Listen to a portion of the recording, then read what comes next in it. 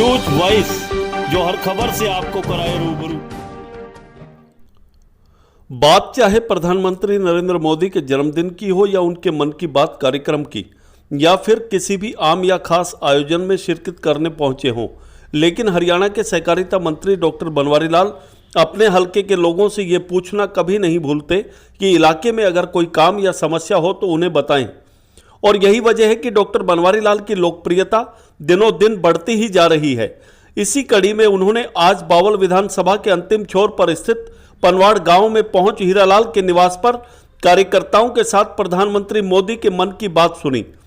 इस मौके पर पत्रकारों से बातचीत में डॉक्टर बनवारी लाल ने देश के महान सपूत पंडित दीनदयाल उपाध्याय को अपने श्रद्धा सुमन अर्पित करते हुए कहा कि केंद्र में प्रदेश सरकार उनके बताए अंत्योदय के सिद्धांत पर चलते हुए सबका साथ सबका विकास की नीति पर काम कर रही है और सरकार का प्रयास है कि अंतिम पंक्ति में खड़े व्यक्ति को छूकर संपूर्ण देश का विकास हो। रही बात प्रधानमंत्री के मन की बात कार्यक्रम की, तो आज लोग छोटी छोटी बातें भूलते जा रहे हैं। इस कार्यक्रम के जरिए मोदी जी लोगों को कभी स्वच्छता तो कभी जल संरक्षण जैसी बातों से अवगत कराते हैं और वे खुद भी हर बार अलग अलग बूथों पर जाकर पीएम के मन की बात सुनते हैं तथा लोगों को सरकार की नीतियों के बारे में अवगत कराना नहीं भूलते। प्रधानमंत्री मोदी ने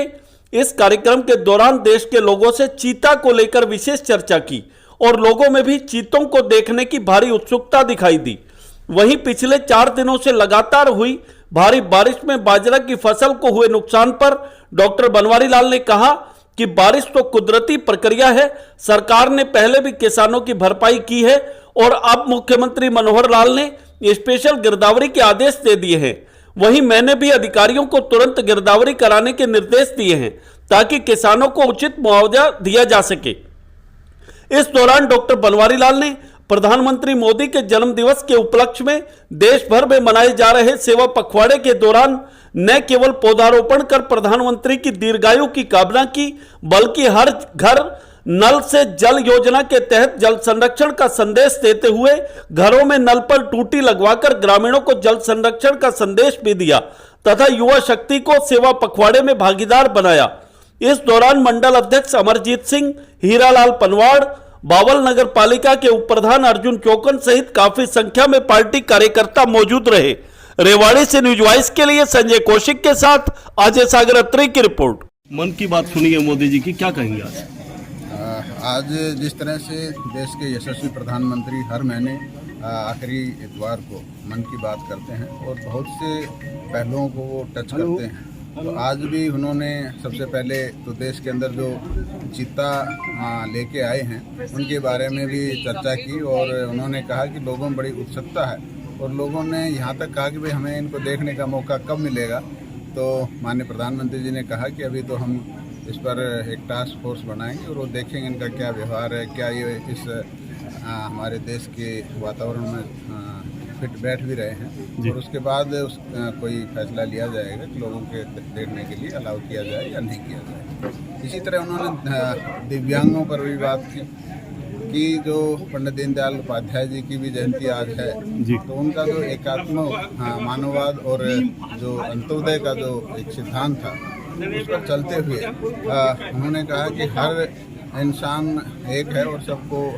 बराबर समझना चाहिए। और इसी तरह उन्होंने कहा कि भाई जो हमारा जो पंडित दीनदयाल जी ने जो अंत्योदय का जो एक हमें मंत्र दिया है उस पर चलते हुए हमारी सरकार सबका साथ सबका विकास